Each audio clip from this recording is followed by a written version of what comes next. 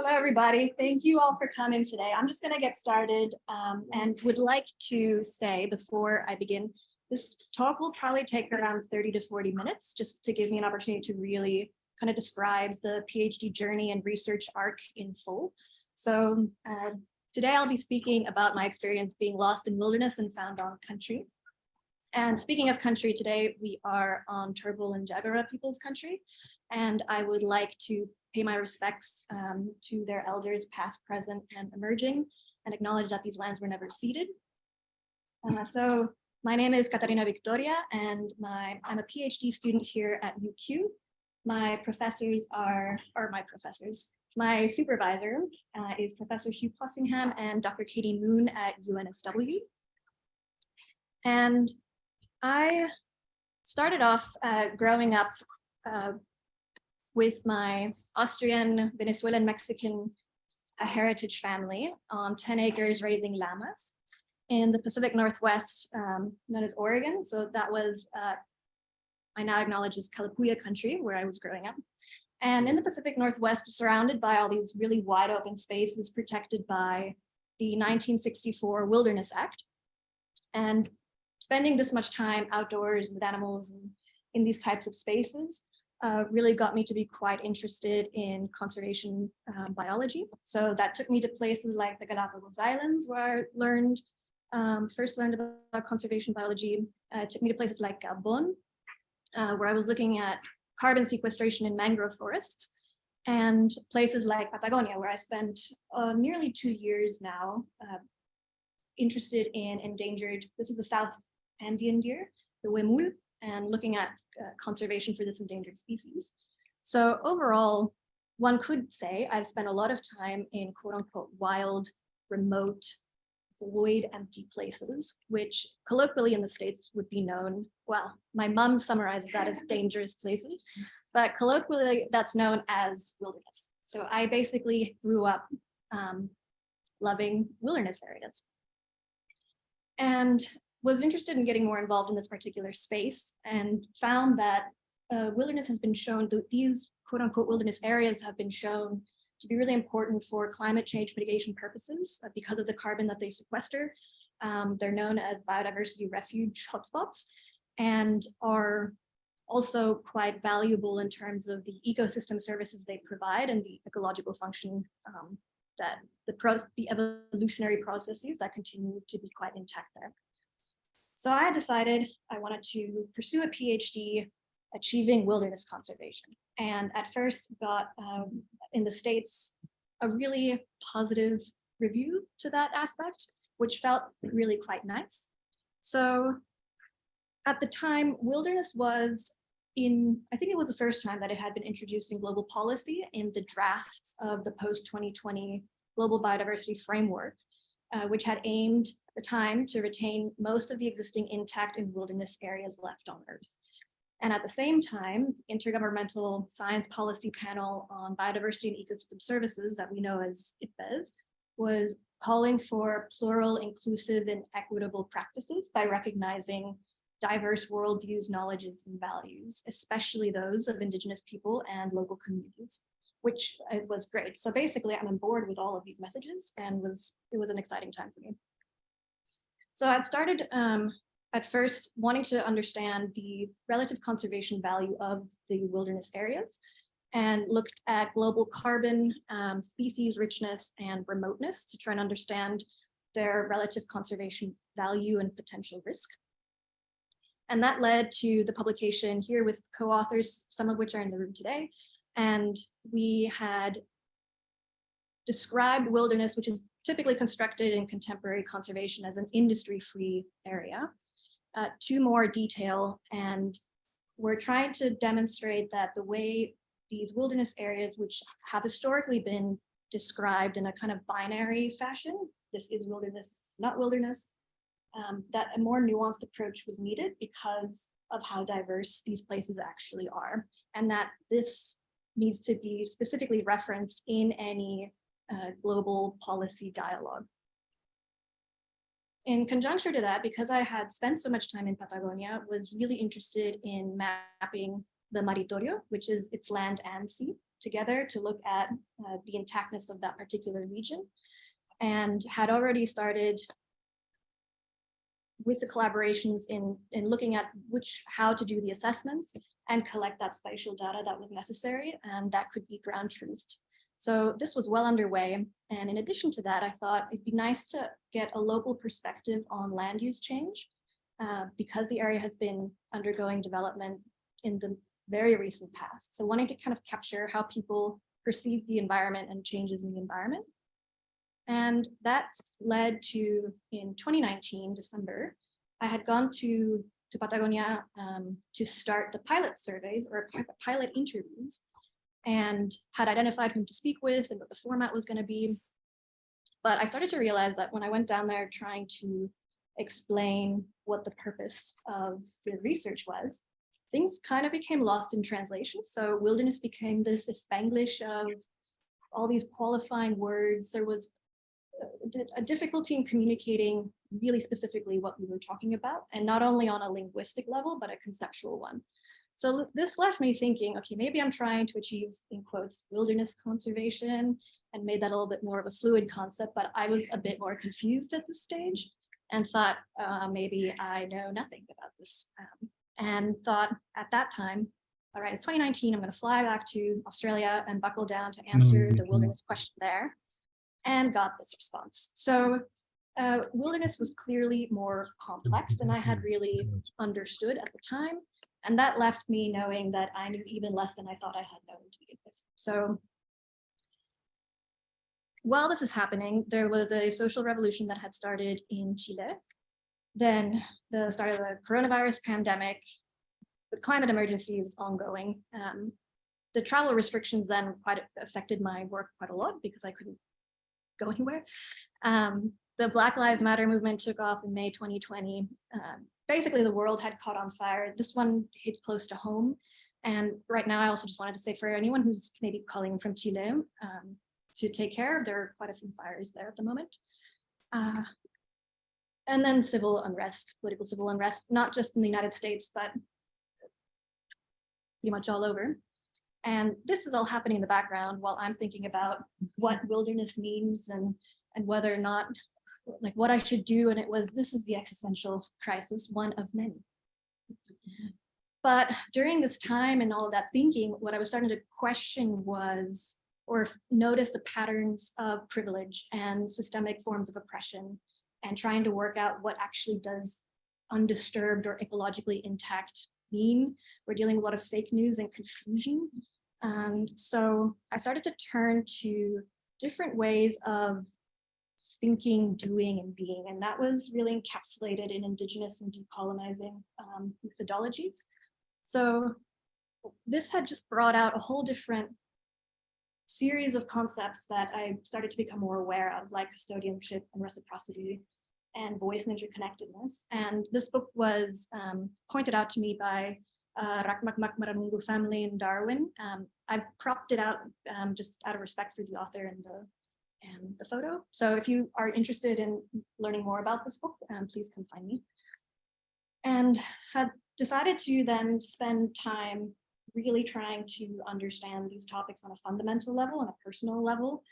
And that meant going to art galleries and going to museums and attending yarning circles, like really looking for information from different sources that before I hadn't been really exploring, and spending more time outside, which I really like. So now I'm really conflicted because I didn't quite understand how there could be a particular place that I loved and knew as wilderness, and that same place was known as country, and they were somehow incompatible with each other, and started to think, well, there's just more to it than that, and that really it's not necessarily about one perspective being right or wrong, but how we come to have these perspectives and then what that means. So when I was starting to think about place, what I was curious about are what are the relations that make up a place? And we can look at Kakadu National Park, for example, where Kakadu National Park is this, it could be known as remote. It's, I think, Australia's largest terrestrial protected area, and is often comes up in wilderness maps. So if somebody were to look at this landscape, different people are going to see different things. So someone who's visiting from Singapore might see this as the wildest, kind of craziest place I've ever been to, really far away from any city or infrastructure. For someone whose family's been living there for generations, it's their backyard. And if you're an invasive species ecologist and you look at the grass, the person's standing and you have a heart attack. So everyone's having wholly different kind of experiences of the same place. And that led me to want to know, what are these places actually doing? Or sorry, not the places, but the relations doing in terms of forming a place. And originally had thought, so a place could be contextualized by social, ecological, and geographic contexts. But that was actually a really superficial lens, because beneath that, what you have is concepts of space and of time and logic and knowledge and relations or relata and an action potential that between all of these ends up driving the ways in which someone might experience a place. So these were kind of the fundamental drivers that I was now interested in looking at. But what these drivers do is effectively, or on a fundamental level, how you end up experiencing reality. So our reality is based on those different assumptions. And thought this might be a good time to quickly recap, because we went from wilderness conservation to questioning reality. So I thought, let's see kind of what the process was and what has happened thus far. So I started off wanting to do wilderness conservation for my PhD. At the time, it was in global policy, so that all sounded good and like it's going to be working out for me. Went out to do field work, and things started to get a little bit weird. So I had to, at that stage, take a really kind of harsh look in the mirror and try to work out what is going on here. And then I started to question wilderness, and that didn't feel right at the time. I didn't like it. It took me a while to do. I went through a lot of denial, really tried to ignore it at times, and then finally got to accepting that I have to rethink this properly. So the reality of that situation is that I took this really, really well and was very poised and composed during that entire experience. Having my reality questioned felt good. It was a happy time, and that there were some severe implications to my conduct, and I really needed to accept that and recover. So it was quite destabilizing and jarring, but this is where I ended up being. And now then the question is, well, it's a pretty obvious one. So what is reality? And I've been oscillating back and forth between thinking I've figured it out and then realizing I have no idea what's going on. And I'm pretty sure this is what applied philosophy is. So my confusion is a co-supervisor's nightmare, I think, or can become one. And so now we're questioning reality, and Katie is very good at being definitive in her responses to my questions and theories that I pose. Meanwhile, Hugh is fantastic at being more optimistic and leaving some room for hope. So together we took the plunge and really started to try to unpack what reality was. The end. And I'm just kidding. This is basically where it got started, but I just wanted to pause and say thank you to everyone who's been involved, because it's not just been my supervisors who've been really helpful, but sort of everyone along the way who's been guiding me. And I really wouldn't have been able to do it kind of without a lot of people from all over the place. So thank you. And now comes the really hard work of trying to understand what's going on. And so I brought it back to philosophy, mostly because I didn't know where else to go. And philosophy is essentially trying to know more and more about less and less until nothing is known about everything. And I made the assumption that that shouldn't take me very long, which don't make assumptions is what I'm learning. So here I thought it would be good to go back to the fundamentals. And so that means asking what exists. And this is what's encapsulated in the study known as ontology, which is the theory of what is. then epistemology is trying to work out what is knowable about what exists and the theory of knowledge and how it is. And axiology is studying what is valuable, and it's the theory of worth and worthiness, so to speak. So really what we're trying to then do is look at these ontological, epistemological, axiological assumptions. And it's kind of a fancy way of saying, how do we work out what somebody's worldview, knowledge, and values are? Is everybody tracking? Yeah, this is pretty much what it feels like every day. So we're on the right path. Basically then, what I had to do is, rather than ask from the wilderness conservation lens, I needed to determine what assumptions underpin a construct. And then rather than thinking about wilderness and global policies, how can assumptions in policy be identified and scrutinized? And for conservation practice, you need to know what are assumptions and what do they do within and across research policy and implementation. And then actually work out what an assumption is to begin with. And that means understanding what mechanisms form assumptions. So one way of doing that, or where I had started, was looking at common frames of assumptions. And I'll just break these down really quickly to explain what each one of these do. So a realist frame asserts that reality is out there. There's an objective reality, there's one reality. It exists independently of the observer and is thus objectifiable, which means that you can define and catalog and measure things in an objective way. And this was critical for really important, let's call them discoveries for now, but Newton's laws of physics are based on this type of model. We are able to use our telecommunications using this frame and do things I can't, but other people can launch rockets into space using this realist frame. So it's extremely powerful, and we see it every day. The relativist frame, it looks at reality and says that this is subjective, that it's dependent on the frame of reference or perspective. So all the features are observer relative and depend on one's position. And that means realities become relative to one another and are therefore comparative and different from one another. And examples of relativist frames would be looking at the stock exchange. In marketing, a consumer good is marketed to a particular reality, let's say. Different people have different needs, and you're catering to that. Same with the United Nations. Even though it is one organization, it does recognize the differences in the sense that you have different languages, political context, socioeconomic conditions. And so the reality of each nation is quite different. So the relational frame treats reality as an intersubjective, emergent series of phenomena that are created by interactions and relations.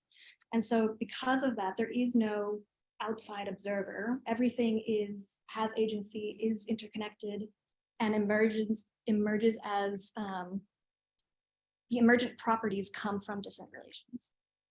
So where we see this now, for example, would be virtual reality and artificial intelligence and concepts like ethics. And this goes back ultimately as old as time with ideas like Pachamama or Oribus and Yin Yang and Aboriginal worldviews, because there is that notion of everything is interconnected, people and nature as one. So it's a really fundamental frame that has shaped humanity to date. So at first, because Ipbes had said we're looking for more pluralist, inclusive, and equitable ways of conducting ourselves, seeing these frames as separate isn't conducive to that.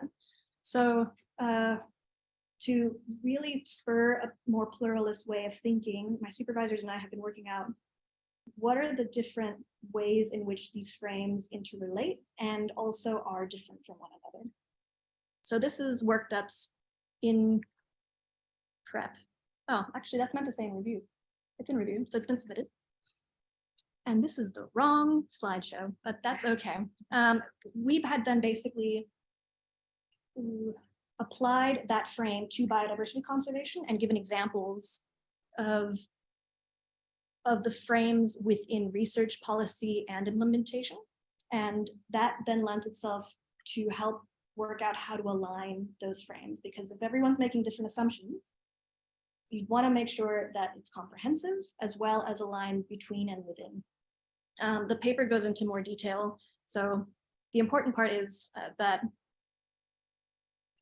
these frames are no longer considered in silos. And for thinking about inclusivity then, a paper that has been published with my supervisor, Katie Moon, we were trying to work out how do you examine a conceptual landscape of policy? And that meant identifying the language, logic, actors, and rights and responsibilities of everything that's embedded within that policy. And we did this analysis using the Convention on Biological Diversity and the post-2020 framework drafts. And what was good here is you start with a realist frame by identifying who's involved and who's absent, or what exists, what does not exist. And sense making, trying to work out what the differences are in actors, in rights and responsibilities, and then finally trying to work out how to really think about embedding particular practices of inclusion in the policy making process.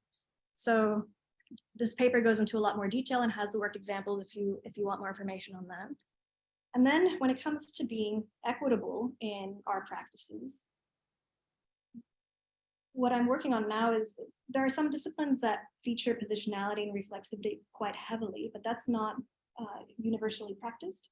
So this is looking at how can we engage in a process where we're understanding our own position of who we are, understanding how we got to be there, and what sort of mechanisms influence how we see ourselves, and then how we act, and how our actions affect basically the world at large, and vice versa. So it turns into this cyclical form of questioning. And this is really the three frames coming in concert with one another, because we are forced to pause and go through how we're experiencing reality from different lenses. And at the moment, this is a paper in prep where I'm trying to look at how to make research practice kind of go from a static, neutral, passive lens to a dynamic, ethically grounded, and more transformative process. So this is hopefully coming soon.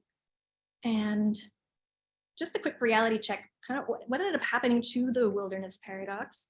Well, if we go back, these places, rather than having a relation of wild or something that's kind of savage, it's what if that's wonder and connection and peace, So it's not necessarily about loving a concept, but more about the relations that we're applying to a place and what that comes to mean, and just making sure that those relations aren't oppressive, aren't exclusionary, and don't either reinforce or permit a particular form of genocide to a certain degree. So what is quite interesting about the word wilderness itself is that it's often etymologically described as the following, where it's a place of wild animals. So that is the common root of the term. But if you go back to Proto-Indo languages, wilderness actually had different roots. And it was thought of as a self-willed place, or a place that conjured sort of soul and spirit. So it was actually a very animated place. And it's not just the Proto-Indo-European languages in which this takes place, but also in Vedic